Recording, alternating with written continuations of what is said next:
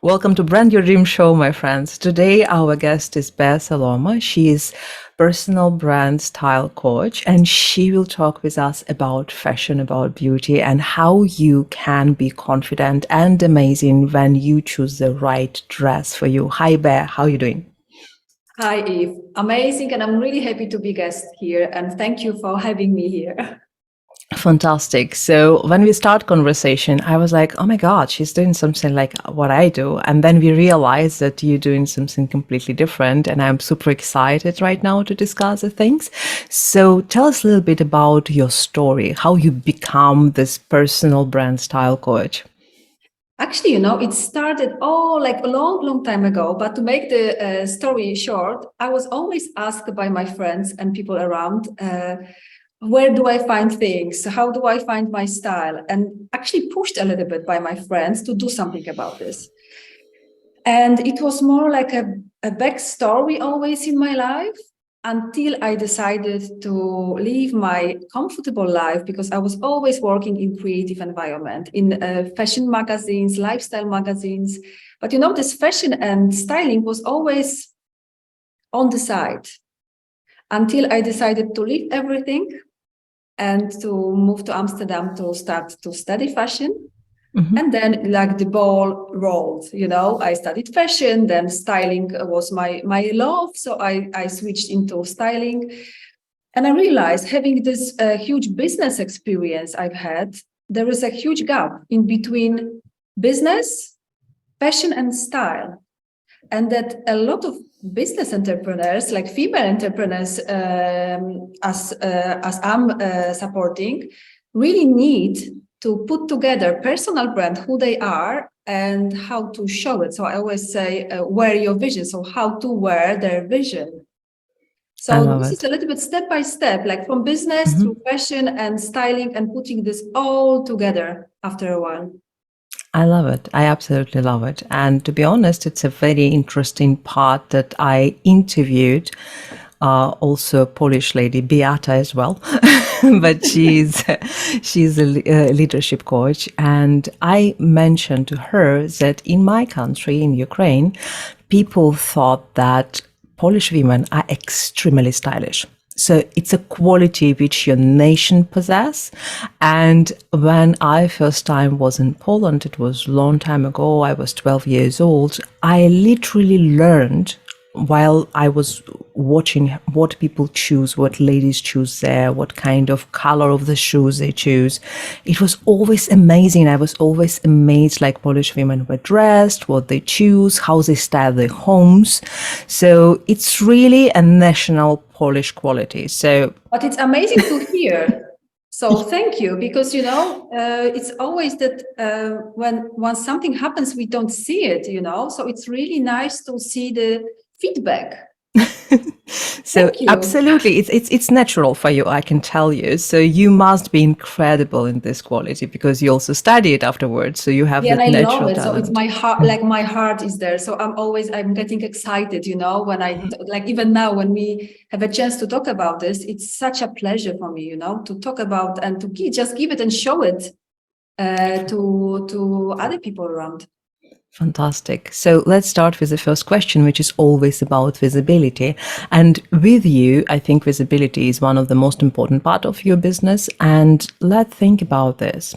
So when we talk about visibility for female entrepreneurs, and probably we will touch a little bit male entrepreneurs and how they dress, but maybe a little bit later. So speaking about female entrepreneurs, there are many styles and ideas. And with the style, you can deliver the idea of domination, of submissive behavior, of being average, to be honest, or being extraordinary. So the cloth, the fashion tells so much about person, especially given the first impression. And when we talk about public speakers, when we speak about coaches, when we speak about people who show up on camera and stages, and in fact on meetings, well, this is one of the most important parts which women never miss, but not always do right. So let's talk about visibility, how to show up in a way you will get more clients, you will hear more yeses, and you will be appreciated. I'm really happy that you mentioned this, because actually this is why we do it also. We want to feel good. It's the first thing. We want to feel good. We want to feel confident. And once you feel it, everything else happens. But there is also this first impression. You mentioned about this already. So some time ago, we were told that we have few seconds when it comes to first impression. Now, last research, I found that it's like 1/10 of the second. So it's like, I'm always laughing, you will not even be able to inhale. And somebody is already having opinion. Or we have also, because we are judged and we judge as well. So this is a natural quality we just have. So because of that, it's even more important to consider this visibility, whatever we are doing in our business.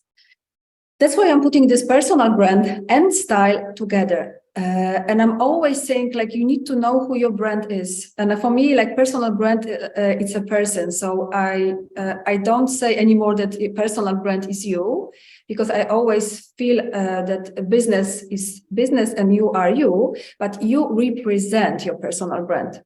And once you know your personal brand, you can translate it into style, and you send a very coherent message to the world.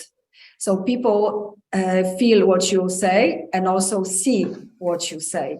And this applies to all our activities. It's like speaking gigs or Zoom meetings or lives, when you decide spontaneously to show up. And if you know who your personal brand is, it's just easy.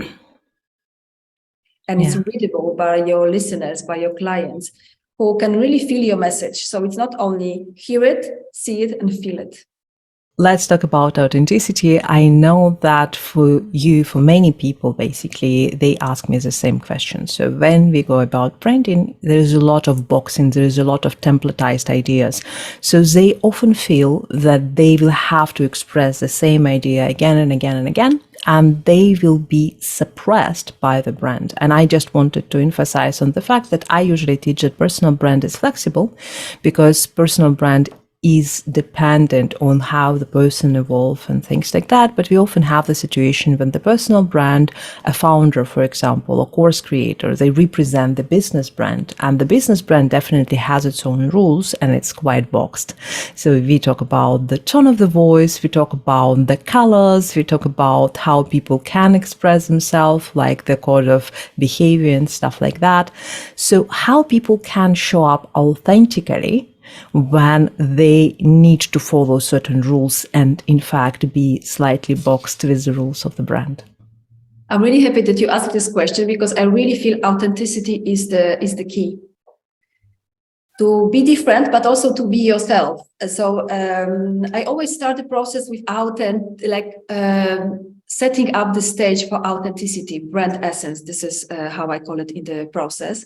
And then I translate these words into the style, to not to be somebody you are not really, to be who you are, because this is what empowers you. And I really feel that people, especially women, are really afraid to show up as they are, because they think they need to be somebody different, going into this package and this rules which are set in the box, what you just mentioned. So I think the secret is to find the way of translating who you are into the style. In my case, because personal brand style, this is what I can really relate to at the moment. And there is no change at all when it comes to personality. It's more embracing and daring. It's more about daring to show who you are. And there are rules according to the colors. There is like a whole discipline of fashion psychology, of color psychology as well. So we apply these rules, but it's all mixed, and over this is like you. I call it unique you. Mm-hmm. So this is for me a basis to be really successful as a personal brand. I love it. So I discovered myself personally, I love to go around Pinterest and collect some interesting thing. I have like high vibe folder where I put like all high vibe ideas for myself. So what I discovered that sometimes you can find the good brand, the high level brand. I personally love Dior a lot. And when we talk about these brands, they have their own idea and usually they follow the specific idea. So I personally love creative director of Dior, the way how she expressed the idea of the brand. And I can see that when overall I can follow the brand as a concept, it somehow reflect in the style and somehow the style overall matching my expectations. I'm not buying things from Dior, but the style can give me an idea of what to buy from the regular shop, so to say. So same thing was with Givenchy about probably 10 to 15 years ago. I really, really loved Etro when I lived in India. And I think for a while, for almost 15 years, I absolutely loved, I forgot the name of that brand. This is Austrian brand. I forgot the name of the brand. It will come. So yes, it will come. It's so difficult to pronounce. So sometimes I keep forgetting that. They, by the way, changed the style. So, and I like grew from that fragrance. Yeah. So interesting part also that sometimes when you find your brand which represent you visually, it also sometimes produces a fragrance which matching your mood. Yeah. This is what I found. And it was interesting discovery because I was wearing Givenchy for a long time as a fragrance. And when I changed my brand for dark-ish style and more sophistication, I can say I found the perfume which is called Ingénue and by Givenchy, and it was really reflecting what I wanted. So I really found that, you know, the style which I had simplicity, sometimes, you know, it was at old denim and things like this, whatever was in fashion by the time, you know, and slightly almost sweet and old and like, you know, like Old Spice kind of note towards the really, really simple ideas and lines. It was amazing. It was exactly what I was looking for. So thinking about that, what brands represent you? This is funny because you were talking and I was really smiling. My beloved is Margiela. Mm-hmm. And the second one, Comme des Garçons. And you know, this actually goes into my love of fashion. I look always inside when I buy clothes because I feel the secret is inside because the quality is there. You see also the heart of designer because every detail. These two brands for me are like, I see the thinking process of designer. I know that somebody was really thinking how to do something exceptional for something regular. And I always smile when I see these designs. I'm like, oh my God, I would never think that you can wear it like that or you can design it like that. So in my case, I need to have this joy a little bit when and emotions. So for me, it's very important that I feel emotions when I see something I want to buy. So these two brands still can surprise me. The quality is amazing, the design is amazing, but I don't have this match with perfumes, I must say. So my nose is really my smell. It's not, when I compare it with my partner who has really good smell, he can smell everything. I feel like my smell, it's not my dominant sense. So I could match when I can imagine smells or perfumes I'm using. I can match and imagine that this is the same style of fashion, but I never match that with perfumes. So your concept, it's really discovery for me. It's really amazing that you have like that, you know. I'm crazy about aromas and stuff like this. I can spend a year to find the perfume which is actually matching my idea about the right perfume. And trust me, every shopkeeper who actually have the huge shop, they hate me by the end of that year because I get there every week. You are the person for me to go. When it comes to perfumes, you know? I really pay attention to that. So it's for sure. And by the way, I remember the name of the brand called Angel Schlosser. So it's a very interesting brand. It's and it was Angel Schlosser White, which was absolutely minimalistic. It was really white, squarish bottle what I realized that the design of the bottle is often influence the aroma. So if the design is really matching my aesthetic idea, then probably the smell is also matching this idea.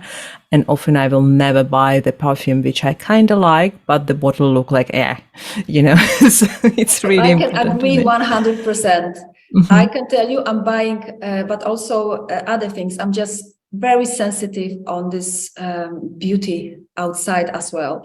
So once I bought perfumes which were covered with velvet, so it was velvet bottle. And once you touch it, once you even want to use it, you feel already so comfortable and you feel up-leveled, just by touching this bottle. So for me, it's really, really important buying factor also, bottle and design. And interestingly, I think that the sense of smell is changing with age and idea about the world. I remember that I loved to use my friend's mom's perfume, which was Poison, which was really expensive. And I think her mom started hiding the bottle from me because anytime I visit, I'm like, let's Oh my sneak to God, my find mother it. was using exactly the same, and exactly this is what I was taking from her. It was very strong. I think it was too strong for me as 17 years old, but I was Yeah, using but this it because was for me that it was like a touch of sweetness. luxury. It was a sweetness. It was cozy. It was fantastic. I don't know why I was obsessed with that.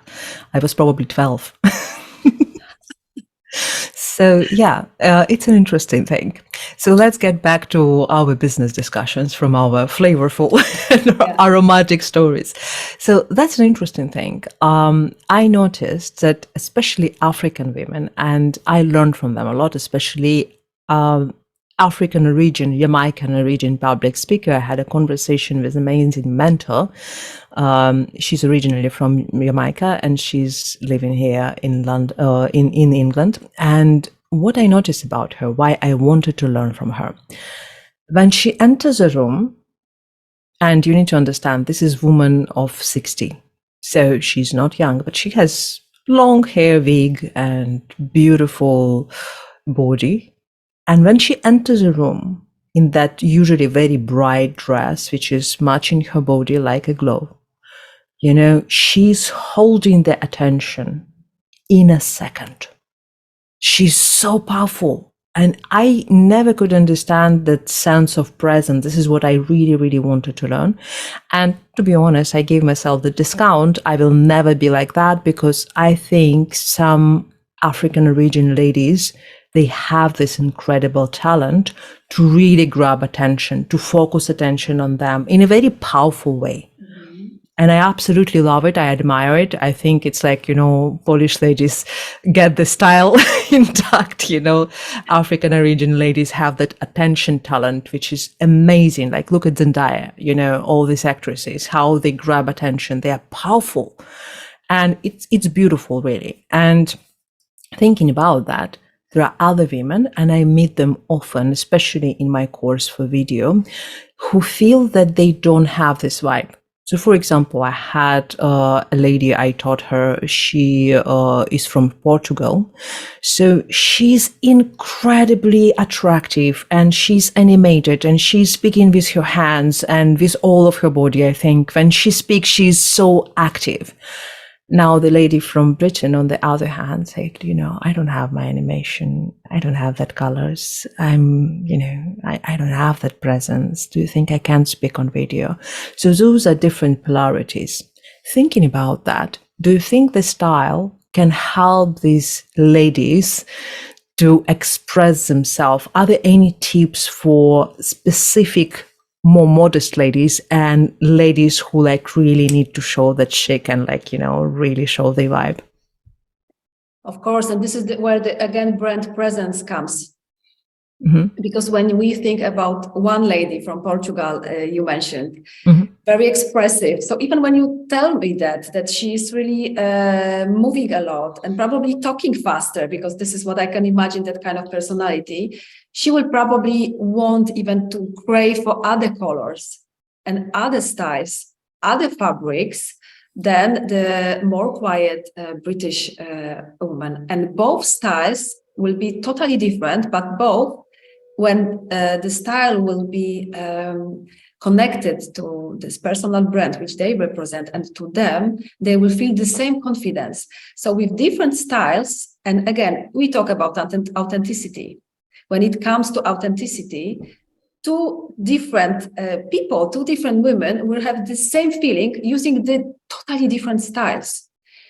And the common thing is this uniqueness, the authenticity, who they really are. So this is for me amazing even to talk about this now, because we as people, 95% of us are visual. So we really look at somebody and we see it, but also we look at ourselves in the mirror.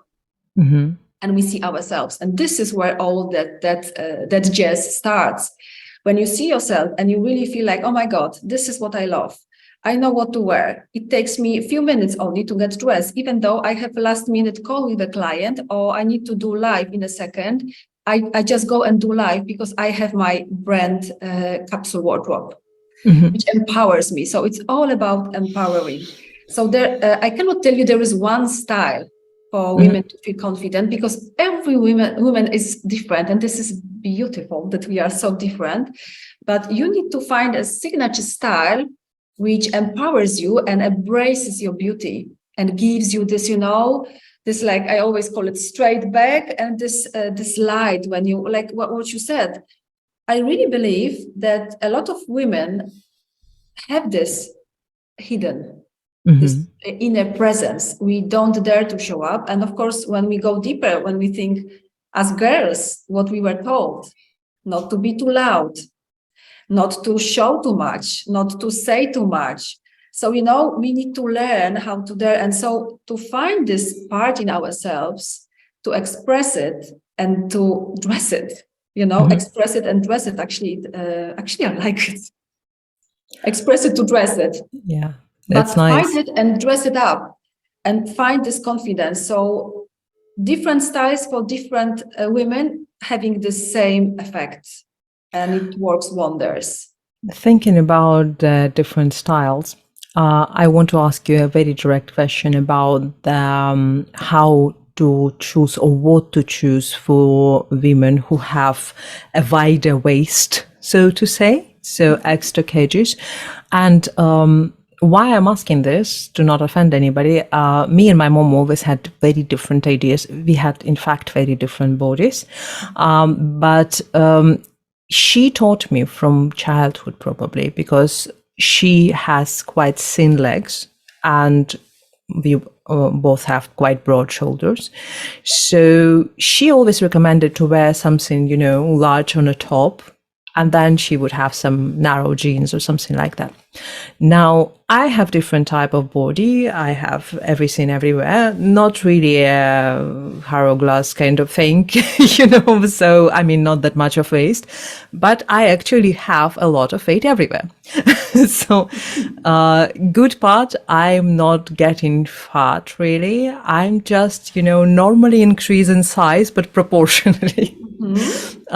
Which is just mean I have to buy new clothes occasionally. So the style which my mom suggested didn't work for me because I don't have quite thin legs. My legs are not thin, let's say so.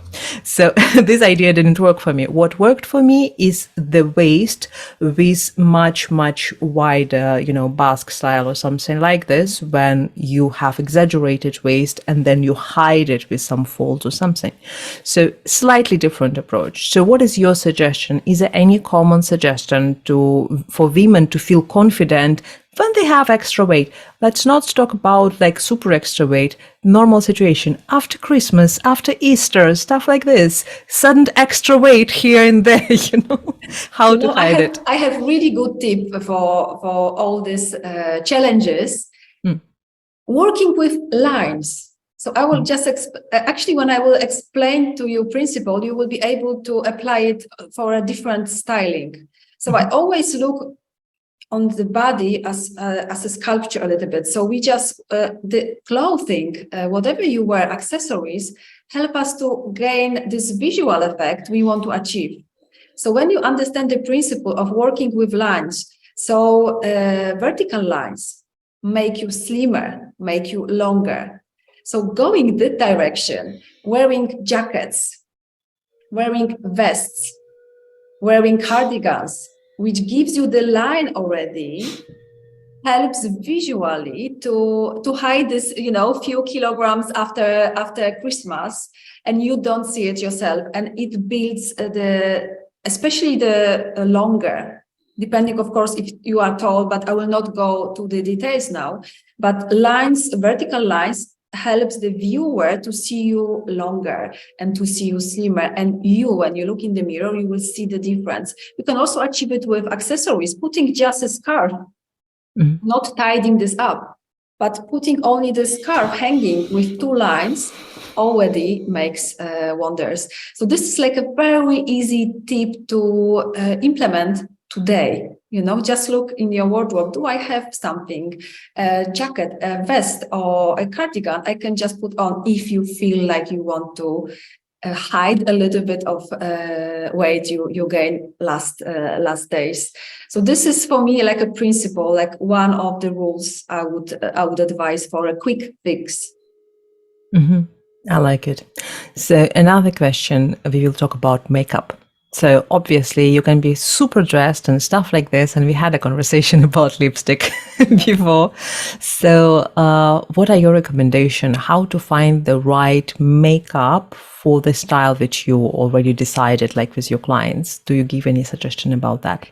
I don't give suggestion according to the makeup, because I have a makeup artist who really is cooperating with me and giving these suggestions. But we talk at the first meeting about lipsticks.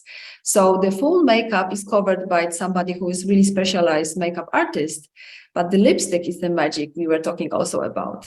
So when we know the colors, when I do color analysis for my client, we talk about lipstick colors.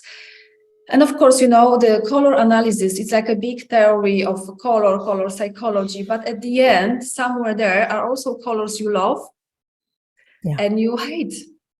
And it's not only what suits you and which what you look good, but also there is again coming back to childhood psychology, that some colors we will never like to wear. Because the uncle we really hated was wearing this color always, or something happened. And somebody was wearing this blue jacket. And even, when I think about colors and I think about my children, and one of my girls, she really hated to drive in the red car, because she has some association with this red car. So when it comes to colors of makeup, colors of lipstick, I always talk first, which are your favorite colors? And from there we start. And the lipstick, again, it's like a power item. And I feel this is the easiest when we talk about tips and we talk about rules to implement just after our talk. The lipstick is that item. So when you know that power color that you feel, oh my God, I miss it, I really feel I crave it, you can put a lipstick on in split of the seconds. So I would always advise to have this magic wand in your, in your bag, and put it on whenever you want to feel this boost of confidence very quickly. I absolutely agree with you. Like, I absolutely discovered the red lipstick, but it was an interesting story because my mom hates red lipstick. Like, seriously, never suggested. And for some reasons, once I start applying lipsticks, obviously I started with my mom's lipsticks. And for the time, I think it was, I don't know, 80 something, no, 1990s, 1980s something. My mom loved fuchsia color, that cold colors, purple, which wasn't fashioned by the time, blue eyelashes and all the things. So it was pretty ugly because it make your teeth yellow instantly. And I would never wear it, but I did wear it because I didn't have any other options. So the interesting part, I hated that color because of that. So I wore it. I saw it doesn't match my style, doesn't match my skin color. Absolutely not my thing. But my mom loves it. And so anytime I wear nice and warm brownish, reddish, like cherry kind of lipstick, which I personally love, it does work for me magic, absolutely. She always make fun of me. So we like on opposite sides of the spectrum. Yeah, but you both have this power item, for both of you, that lipstick is so important. Yes. So my next question about that, because for many women, especially because I work with women like above 40, they often stuck in a specific style. So, for example, you were very successful, let's say in 80s or something like that. Obviously, if you would speak about 80s, these ladies probably not using the makeup anymore, but you understand what I'm talking about. The 80s style. In 90s, there was a specific makeup style, specific dressing style. So we can speak about all of these things. So when we stuck in these specific styles, because either we were dressed like this when we were teenagers and we feel like good memories about that. So how to overgrow your own habits in terms of dressing, in terms of makeup, in terms of style, because I know that many people really stick to that since their teenage age, and it's very difficult to move them towards a little bit more sophistication and, professional business style. Actually, a lot of women are like that, you know, we are like that. So whatever style you have, is it 80s, 90s, or even contemporary, we used to like some items more than others. So I know I have some clients who used to buy like 5 colors of the same item because it was only like they just like the same style. So it's very difficult for women to go out of this comfort zone and look at themselves from different perspective. This is a moment where I come and I really open their eyes and I really show a little bit different direction. But before, I always ask them, and this is the next tip I will give to our listeners: find your icons. And this is for me can be politician, can be celebrity, can be your neighbor, can be your family member, somebody you admire, but you would never dare to wear it. You know, everybody has somebody like that you feel like, oh my God, she looks so amazing. But we don't even dare to try it. So this is a first step to go out of the comfort zone and start trying one item, the other item, but also being aware that not everything what looks good on somebody else will look good on us. But this is sometimes trial and error. And not for everybody, it will be very easy just to find icons like that. Sometimes I have some clients who needed a few weeks to think about this and go deeper. But then finally they found like really true icon they can follow. And it's not only about style, but also about a lifestyle. Absolutely agree with you. In fact, I use very similar process for people to find the ideal client. So it's very interesting. It's the first time I hear that somebody else using this very similar process. Kudos for you.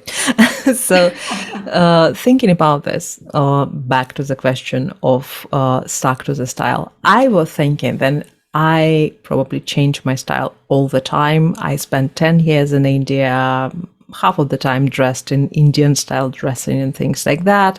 And I was habitual to wear black for all my life. I feel really comfortable in black. I love black color. I love gray. I love white. I love to add colors through the accessories and through makeup.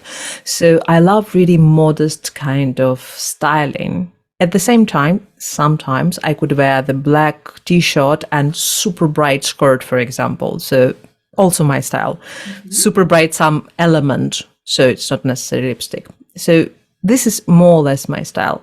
Now, I was changing it excessively, especially in India with way more colors because everybody were colorful. I would look really odd in black color, to be honest.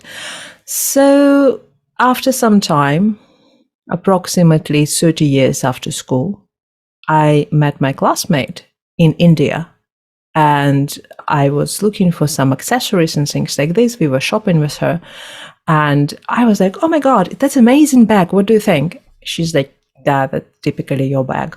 I'm like, what do you mean? She's like, you were always wearing this and this and this and the small black bag. And she knows me. She knows me since I was 5 years old. So she definitely has a point. She knows me. So this is a thing which like how we can see ourselves critically. And anytime I'm buying another small black bag, I'm remembering this conversation and I'm like, oh my God, another small black bag. I appreciate it. I like my style. But the thing is, like, what if we need to reduce some kind of elements in wardrobe? What if we overgrown these elements? How to figure it out? Can we do it by ourselves without hiring an expert? I think we can always try, because I would say colors and fits are very important. But here you need an expert to direct you. If you have this direction, it's just easier to navigate, because all of a sudden you know, oh my God, these are not my colors. I will not wear it anymore. Or our body also changes. So it's not only that our style is changing, but our body changes after pregnancy because of menopause, because of hormones, because we just put on weight or we lost weight. So this always gives this motivation to, oh my God, I need to change something with style. So I would also recommend to, if you want to try to do it yourself, you need to start being aware what is repeatable in your wardrobe. So of course, going into your old pictures from when you were a teenager, 20s, 30s, to just look, to have this idea how I looked and what I worn. But to be more up to date, make photos of yourself and store it and look at it and do it at least for 30 days. Mm-hmm. And then you will start to have an idea what you really wear every day. Because I can tell you there is a magic in it. It's in a different way you look at yourself when you see yourself on the photo, then you see yourself in the mirror. Because in the mirror, most of the time, we look on the one part of our body, mostly what we like the less, Mm-hmm. And when you see the photo, you see all your body, you see everything. Oh my God, I'm wearing this kind of skirts all the time. I have different colors, but these are the skirts. Or I'm wearing only chunky boots. Or I just wear only dresses. Or maybe I just wear only trousers. Once you are aware, next time you go shopping, you will have it in your mind. So I think the most important part is to bring this into awareness. And then it's your decision, because you can decide to continue. Let's talk about... You can decide, I want it. I just don't want to get rid of it, Let's talk about the basics a little bit. So what I want to share with you, when I was evacuating, I realized that there's no taxi, which was a very funny moment in my life. There's a war there, and I'm like, okay, I'm going to evacuate myself through the train. And I'm like, I will hire the taxi. Taxi will put me to railway, and it will be all right. I spent 1 hour calling to taxi with no response, and then I realized that there is a wartime and there is no taxi, which was a very interesting revelation. I was completely sure that everything's supposed to work fine. A little bit current behavior. So I realized that I will have to take a very small bag with me, because I will have to walk for quite a distance to reach another type of transportation to reach a railway. So my learning about the capsule wardrobe helped me tremendously, because I literally had to have very little things which matching with each other, which I can use about in 2 seasons or something like this. I was evacuating in March, in the beginning of March. So it was interesting, strange usage of learning of capsule wardrobe, but very, very useful. So let's talk about the basics, because I know for many women, they trained to buy things which are in fashion nowadays. So they're trendy, they're like everywhere on shelves. Like if you will go in H&M, okay, this season they sell everything in pink, or this season they sell everything in green color. So, okay, you occasionally buy the things like that, and they are out of fashion very, very soon. So let's talk about the basic, this expensive basic. When we aging, we can actually spend on something more quality-like. So what's supposed to be in a capsule wardrobe from your perspective? So I will not talk about colors too much, because for everybody colors are different. So I would like to say a t-shirt, and I will not say white t-shirt, because for everybody it will be different color. It can be a navy blue for one person, or forest green. But the basic t-shirt, it's one of the basics for the capsule wardrobe. And then again, we go to jeans, and here you need to know what shape of jeans is suitable for your body shape. And I would say the dark jeans It's nice to have. It's more elegant. It's you just can mix sport elegant and use it during the weekend and use it to your work when you mix it with a jacket. But it's also nice to have light jeans, to have it more sportive style. So 2 pairs of jeans. Of course, when we talk about shoes, not everybody loves ballerinas. I'm the ballerinas lover, so I will not be really, reliable here. But I would say always basic pumps. And again, think about yourself. Do you like to go to wear high heels, 5 centimeters heels? So this you need to adjust. I personally don't wear heels anymore. When I started to be a mother, I just needed to drop all my 12 centimeters heels and I regret it a lot. But now I have 5 centimeters. But still, I try to keep the pumps always in my wardrobe. Basic color. And because for me, basic is navy blue, not black. Then I go navy blue. But for some of you listeners, it will be black or maybe beige and nude. And I want to add here one more tip, that the color of your shoe and the color of your leg, which means your leg can be in tights or it can be jeans, it can be just skin color. Always match the shoes with your leg if you want to make the impression of longer legs. Mm-hmm. So, of course, sneakers and sandals, whichever sandals you would like to have. Then when we go up, a sweatshirt, I always recommend to have at least one basic sweatshirt. And again, adjust color to yourself. I always like to have this melange gray, which is a little bit sportive, elegant, and I can always put it in with casual trousers or do it more elegant or do it more sportive. Cashmere jumper. And this is a little bit bigger investment because it's more expensive, but this is something which lasts forever. And it's so soft. So give yourself also comfort. That let this fabric embrace you. So this is what cashmere gives you. Basic colors, basic shapes. I always love to recommend a vest or waistcoat, because this is something you put on the cashmere jumper, on the t-shirt, and you are already done. So for those of you who really like to wear skirts, think about the length of the skirt, which is also suitable for your length or for your lifestyle. But always the length before the knee is most of the time safe. I would not recommend to everybody pencil skirt, even though I know that it's often recommended in the capsule wardrobe, because again, it depends on your lifestyle.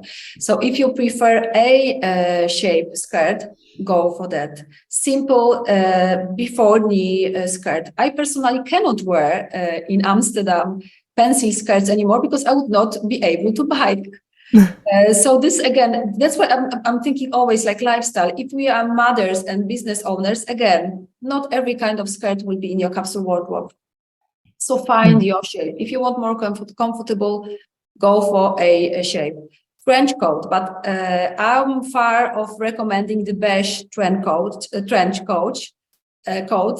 because it's not suitable for every skin color or every hair color even. Not everybody likes it, but nowadays we have such a variety of colors of trench coats and such a variations.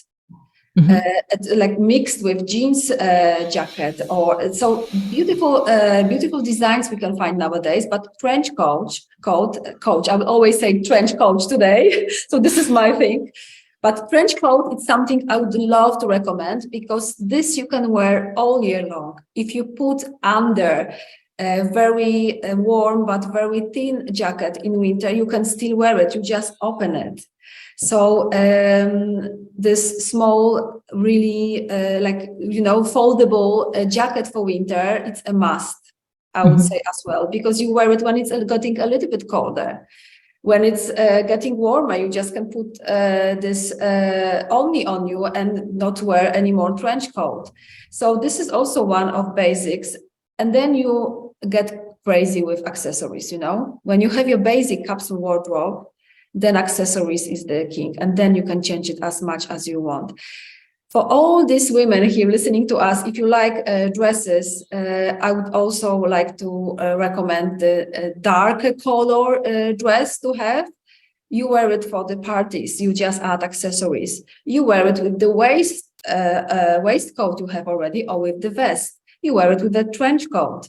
So again, try to find classic, basic dress and get crazy with accessories. I feel really that these accessories you can build it up your style with huge necklaces for some of you, or huge earrings, or maybe just small pearls or small diamonds.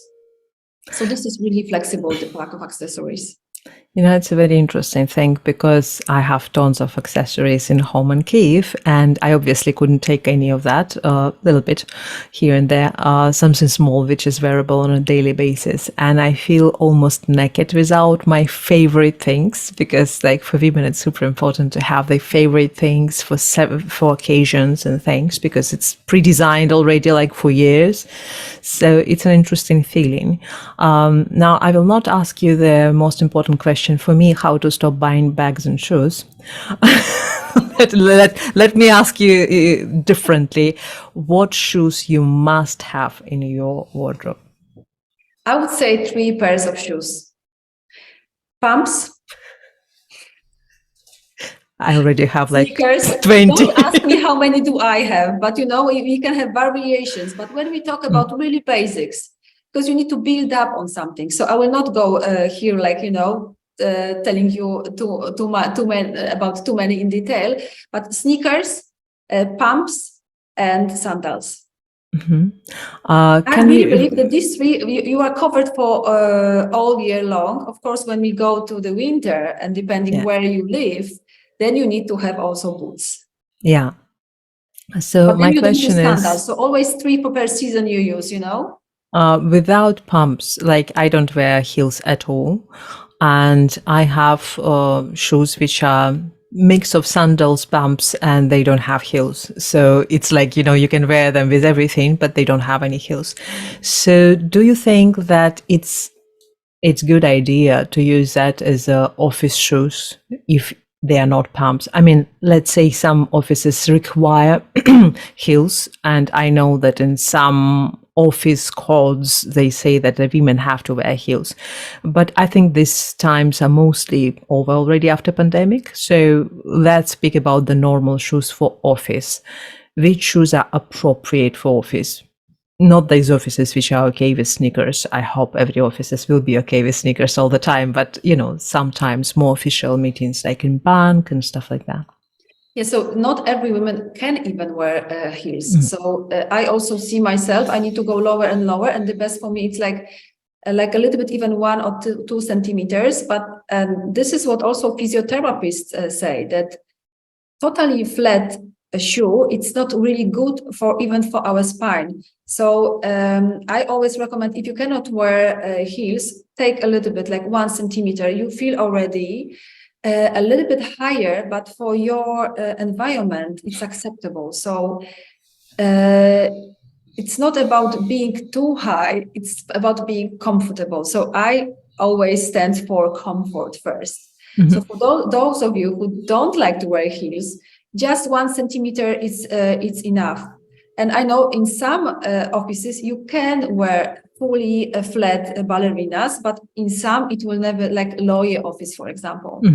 It needs to be a little bit of it. So this 1 centimeter is something you will not feel. It still puts your spine in a good position, and you don't feel overwhelmed with all this, like that you don't know how to walk. I never wear heels for a reason. I hung at 72 centimeters tall, and quite tall, to be honest. In a moment, I wear heels like 5 centimeters. I'm almost 180, which is quite tall. And interestingly, I bought myself the boots with 5 centimeters heels, and I enjoy all winter, especially in British tube, when I was the tallest person, a part of the basketball players, which also were there in the tube. You it need was to come to crazy. Amsterdam, Yeah. But everybody is 2 meters and 180. It's like really. Yeah, I'm missing Northern European men, I think, like just to compare myself and feel myself a little bit more feminine. So definitely 100%. So thing is, let's get back to bags. Like we just discussed shoes. How many bags basically women need to have in her wardrobe? So truly speaking, I would say 3 again. So it's magic 3. So you need crossbody. Mm-hmm. When you travel, when you go, with children, you need to be comfortable. You need to just have your basic things like telephone or maybe even Kindle when it's a little bit bigger, or a small book or small notebook. But often we need also a little bit bigger bag. When we need to go to work, when we need to take our lunch, when we need to sometimes put our computer, if it's smaller computer.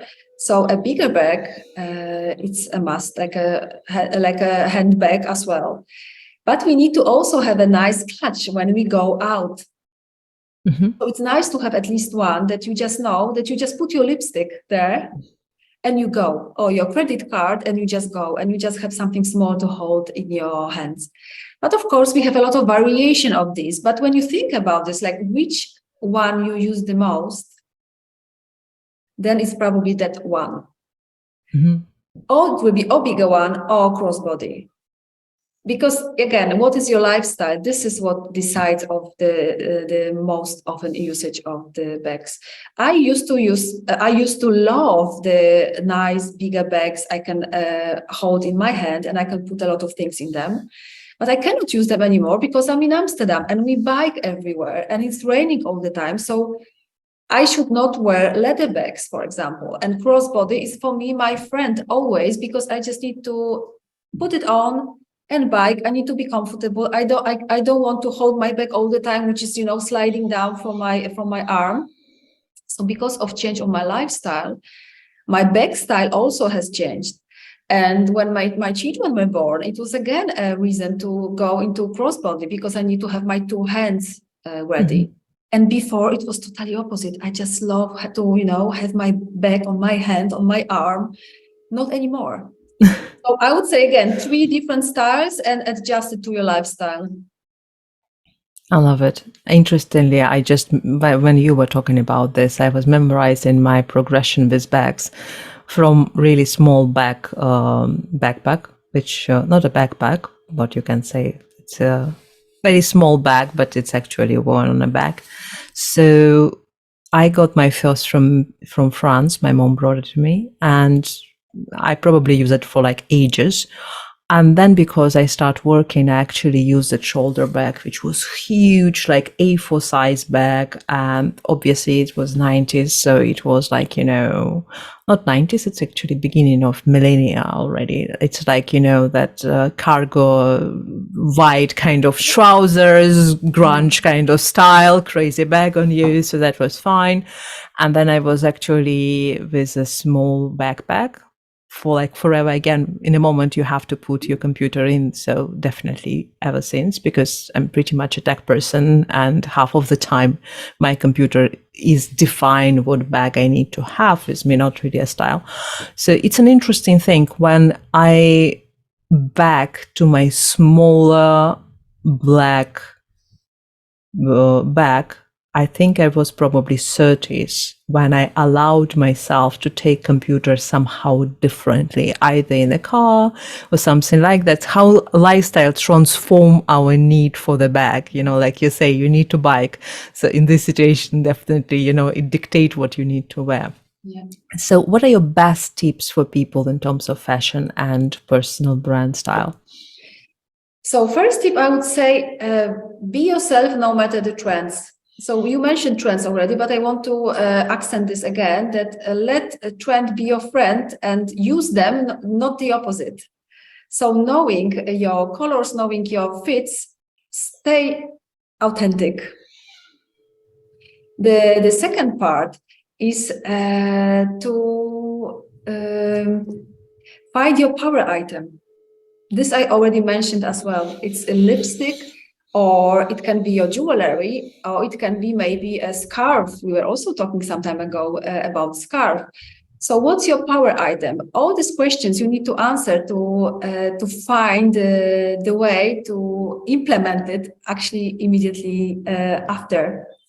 And one more, find your signature elements of your personal brand. So think about already now, what parts of your wardrobe could represent your personal brand, who your personal brand is and how it shows in your wardrobe, and start using this whenever you go to meet a client, whenever you go to hop on the Zoom or do live or any speaking gigs. I want to give here an example of Iris Apfel, my beloved icon. She's now, I think, 103 years old and she's still alive. But when you think about her and her signature glasses, so if you don't even see her and you see these glasses, you know that it's Iris. So this is what I mean by signature style elements. I mean, yeah. I mean, you can't forget Iris, obviously. You cannot, yes. Yeah, but you know exactly. what's interesting? Have you seen her pictures when she was 60? No. You know that she started to have this style in between 60, 70 years old. So she was dressing like really on, like she was always creative, but she was just wearing proper outfits.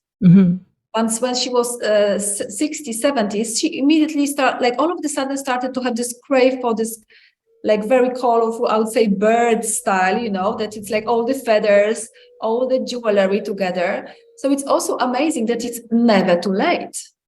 Yeah, absolutely. And it's also like a moment when you can unleash yourself because for some reasons you give yourself permission.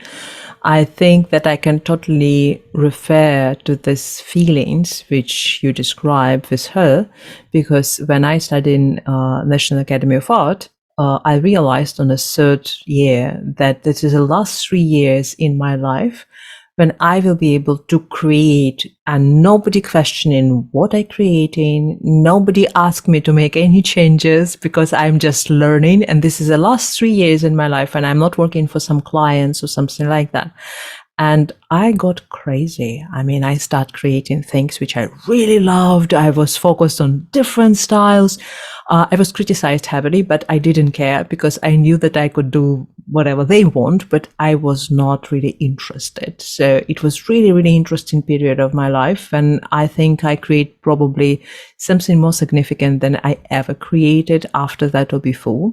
So I think for her, it's really interesting moment. Like for some women, they realize that, oh my God, there's just no way I can be authentic and I don't really care who other people. Now or never. And that's the best. Now or never. Yeah. So this is actually the good summary, right? That it's now or never. Why not now? I don't know if she was realizing that she will be still, 40 years later, she will be still with us. But for me, she's an amazing example, really, to spot this signature style, because it's so obvious when you look at her. It's so clear. You just know who her brand is, Absolutely. And speaking about that, and I completely forgot about this button to ask you, and I know that you most likely would have an answer. I just start wearing my glasses quite recently. I mean, the glasses with dioptries. Before that, I was wearing the glasses which were protective from computer light and stuff like that. But I always loved this shape, which is actually like slightly long-ish, and I think it's worked very well with my face, and it doesn't grab attention too much because it's quite modest kind of frame. At the same time, and that's an interesting thing, a few of my icons, I found the creative director from New York, which I follow on Pinterest, and we look quite similar with her. I found that she wearing spectacular glasses and they look so interesting, so significant. And I feel like I don't dare to wear anything like that. So tell me more about how to choose the glass frame. So is it important? Because it's actually a big part of your face in case you use them. Yeah, it's really important because actually, again, when we talk about your body, about our body, there is also some shapes doesn't go with us as the other shapes to really have this effect of feeling confidence and pleasant for the eye. The same is with the face. So probably what you feel, it's that because what I see with my clients, and this is really, I want to bow my head into all women and clients, because we women know actually intuitively what serves us, what's not. And I'm there to explain what is really the reason why they don't want to wear these shapes, and they bought it, but they never tried. So this is the same with glasses. It's again a face or a shape of your face. So not every shape will be good for some faces and good for other faces. So when we find these icons and we like, you have an icon, you really like something and you feel like it would not be good for your shape, then you need to find another signature style of something really bold you could put on, because it's also like shape of our jaw, shape of our upper part of our forehead, but also the hairstyle. Everything plays the role. And I know that huge glasses are really in fashion for a long time, and we like huge glasses, and it's more and more designs. But I would say one rule to follow is that when you wear glasses, when you put it on, you should not see too much space here. You know, actually, glasses should always finish where your face is finishing. It can be a little bit, but you know, nowadays we have really huge glasses that it can be really a lot. It matters less with sunglasses because we see it less, but I can tell you the effect is really strange for the viewer. And also when it comes to color of glasses, it's somebody told me, you know, there is only one Elton John who has, I don't know, more than 100 pairs of glasses, and he wears different colors with different styling. At the end, it's the secondary importance, color of your glasses and your styling. So I would say go as you wish with colors and feel good with that. Of course, when you know your colors, it's easier for you to choose. But yes, it matters. The shape of your glasses is important. I think it's an interesting dilemma for many women. I don't know if it is for many women, for me, for sure. When I see some bloggers, when I mentioned this creative director, for example, so, you know, people, iconic people who actually on the eye all the time, I see this style and somewhere deep inside, I'm like, oh my God, I could do something like that.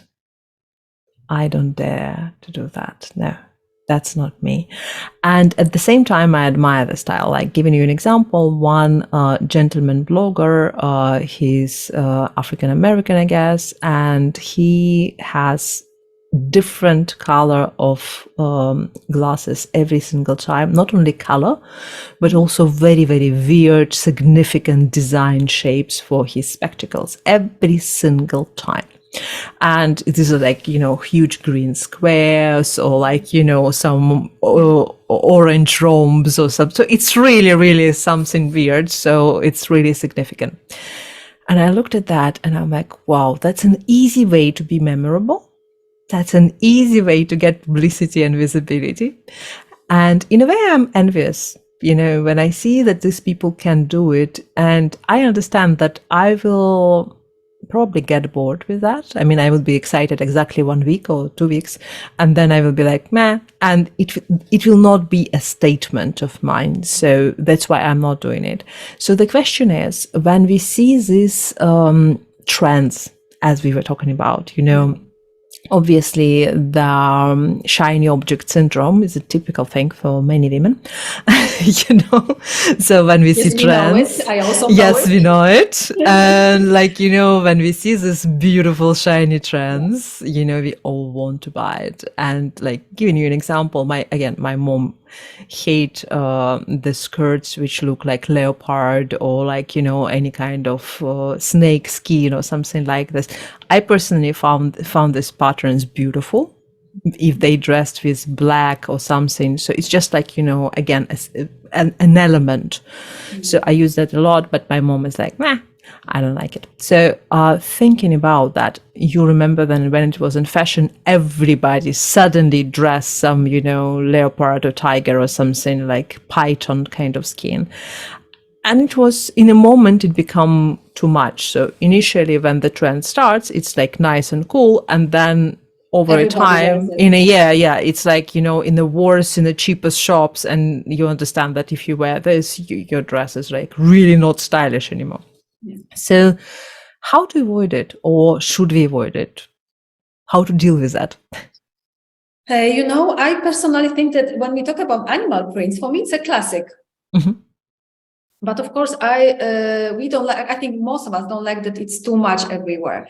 And I will come back again. When you know what suits you, it doesn't matter if it's in trend or not. So if you know your colors And we know that the colors also have trends, right? That some seasons you have these colors and the other season the other colors. So if you know your colors and you find items in your color, I always say like buy everything you see in this color, because next season maybe this color will not be anymore in trend. Although some colors are really long in trend, but of course it's about numbers, it's about how it sells, how many people buys that.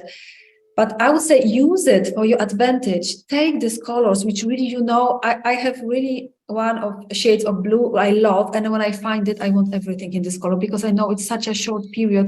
It will not be back soon. The same with shapes. If we know that high waist is something for us, buy it. Now it's either super high waist jeans you can buy. I'm personally quite long in my torso, so for me normally regular height high waist jeans are not high enough. So I'm in heaven now. I can have super high, which is high for me, so I will buy more. Mm-hmm. But when the trend will change for long waist, it's not my style. I don't want it anymore. But there will be some women who really wait for that because they hate high waist jeans. So and again, awareness. So we are coming back to being aware. What fits me? What are my colors? And then you are not tempted, because more than 80% of these items in the shop are not for you. And of course, let's be honest, there will be mistakes happening on the way. And this happens to me as well. I often buy something and I'm like, oh my God, I feel it's really short trend. But I let myself do it sometimes because I just like to have some items, So let's be also good for ourselves, not only rules, not only like what to do, but also let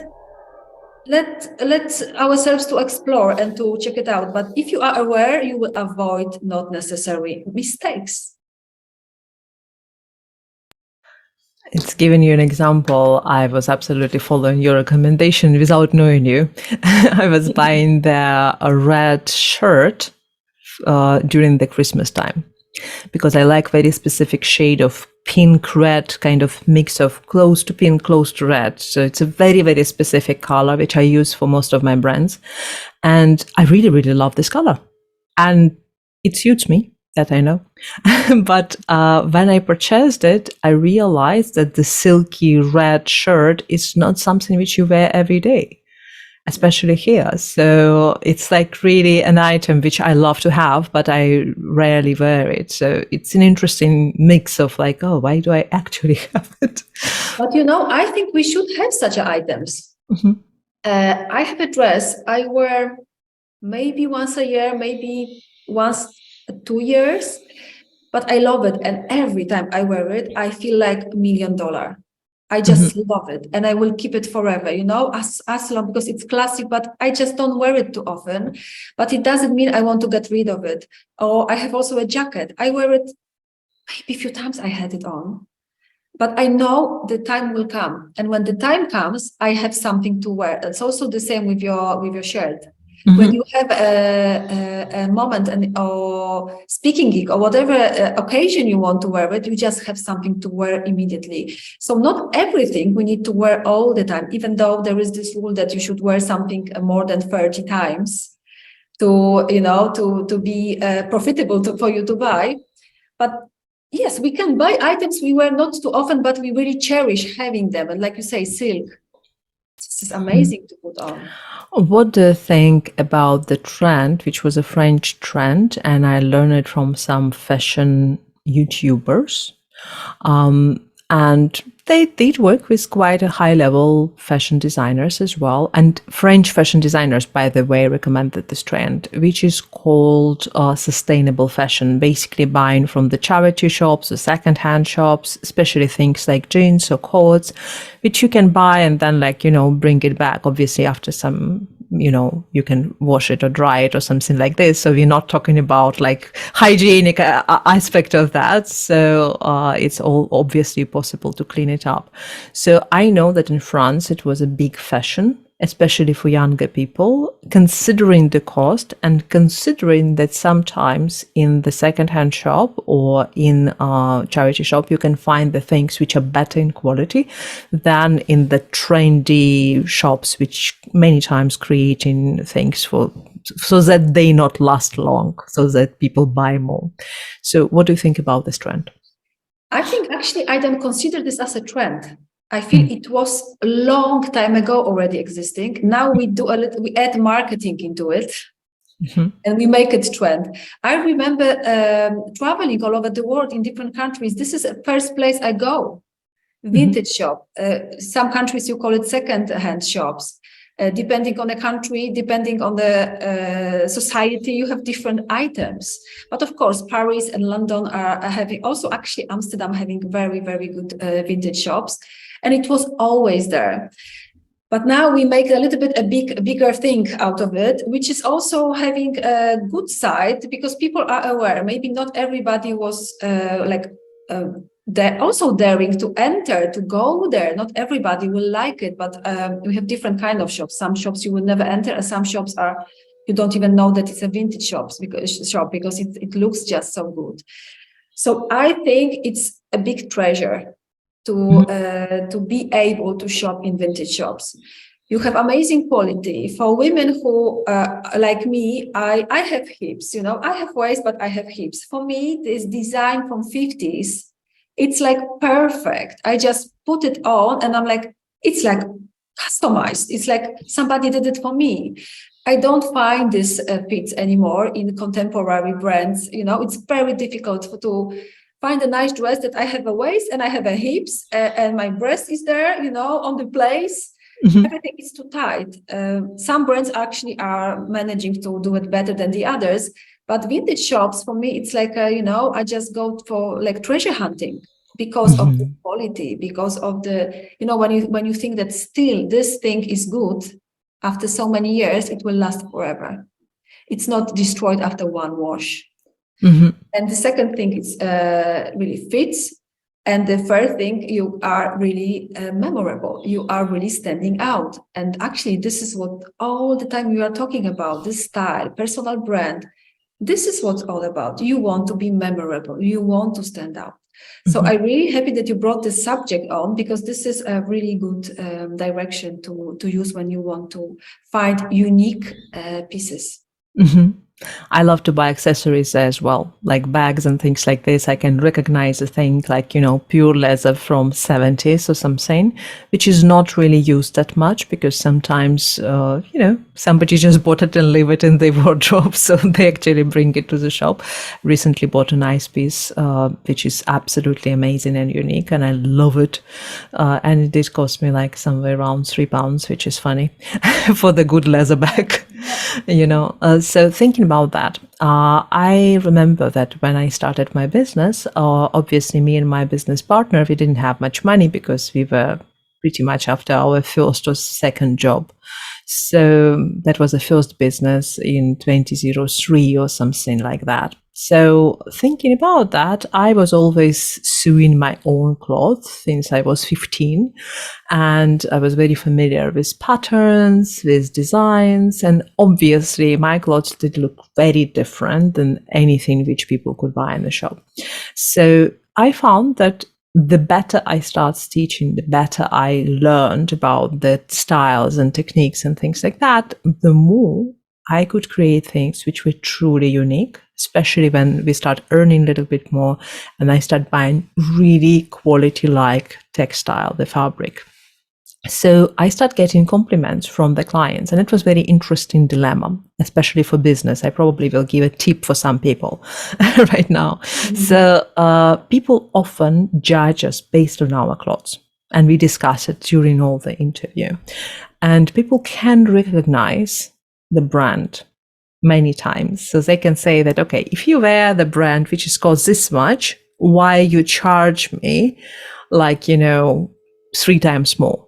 So you're worth of this brand. This was very big deal in my country by that time. I think it's still there. all around the world, people who see the quality of your cloth, they judge you based on that.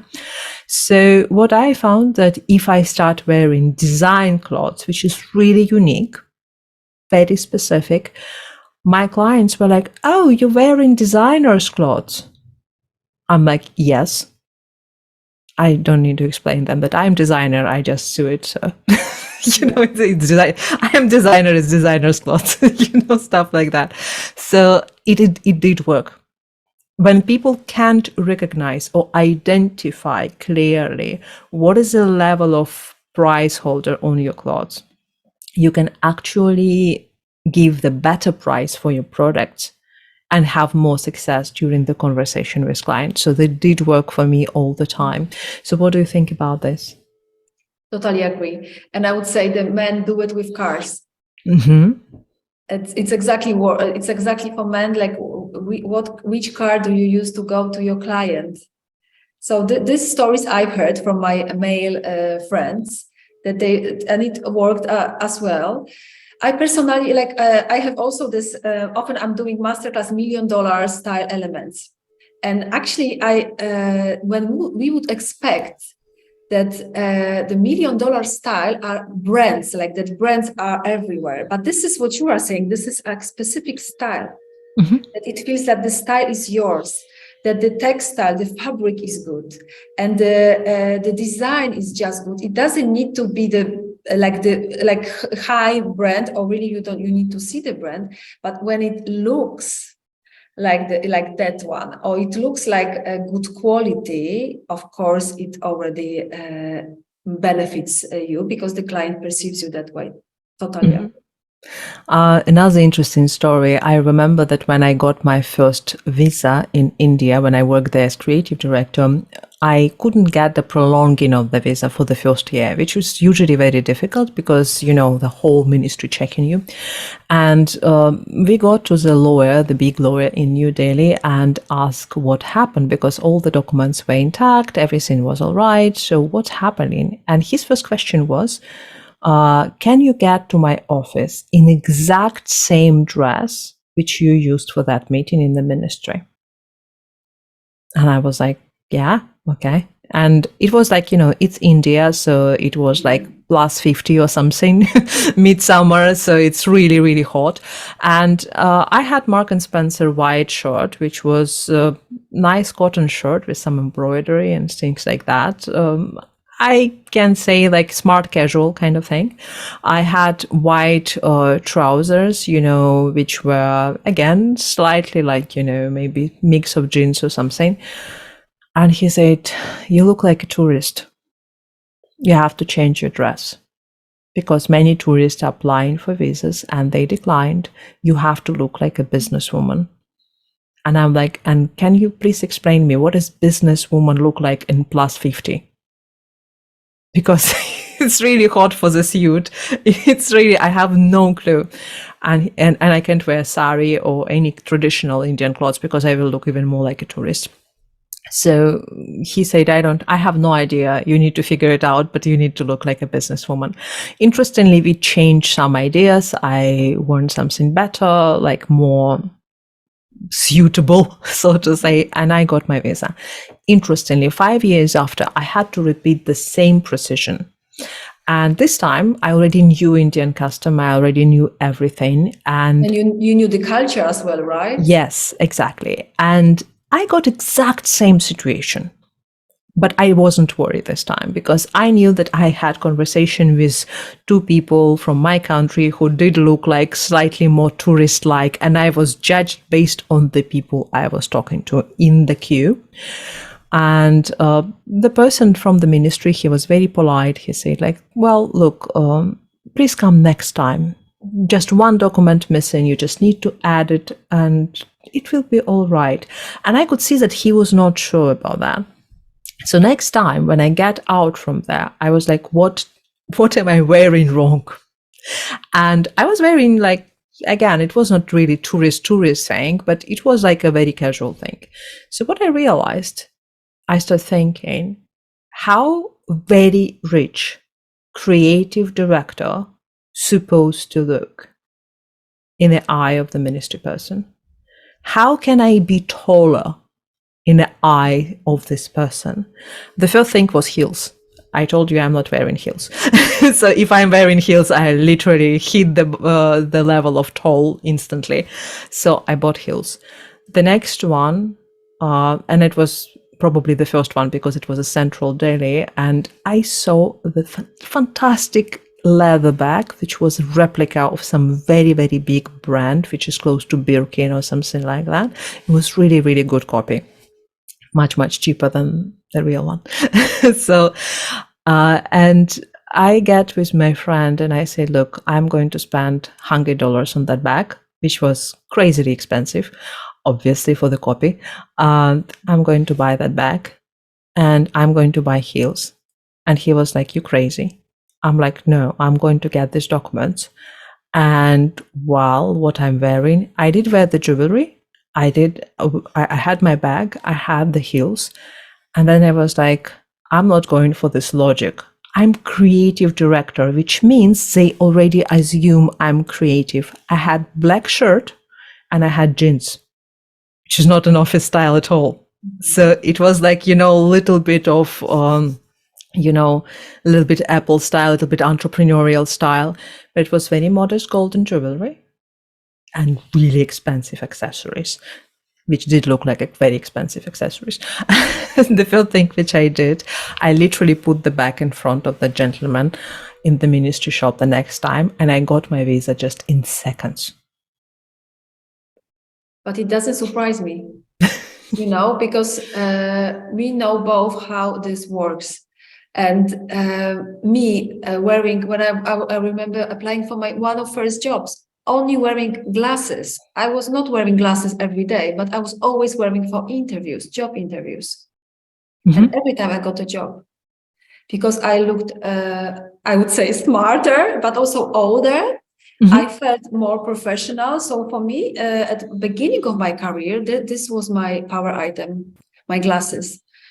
Then the second example from my life, it's when I studied fashion, and then I had an internship in Tommy Hilfiger. Mm-hmm. I was dressing as a designer, because it's even then I realized after I was not even planning, but it was just my style. And as it's a huge company, I was asked by people who didn't know me where I'm designing. Mm-hmm. So I was intern and I was already perceived as a designer. So I was like, this is cool. Mm-hmm. I was very young then, but then I thought this is really working. So I knew it, but with glasses, I didn't know that days. But with Tommy Hilfiger, I knew already, but it was just confirmation. Mm-hmm. Again, we are coming back to first impression rule. That it's this first impression we are making. I think I was wearing glasses for my videos.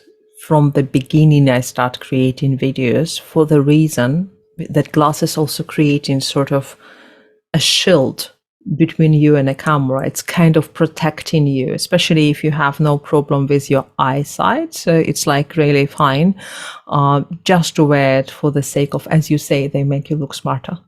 Yeah, and it works. Yes, I can agree 100%. Oh, I love this conversation. So tell me more how people can connect with you. So everybody can connect with me on Facebook. I have the profile Bea Solomma. Mm-hmm. And this is where you can find me and find what I'm doing and how to contact me. Fantastic. I will have all the links in the description. And thank you so much for this interview. Thank you. It was a pleasure. Thank you.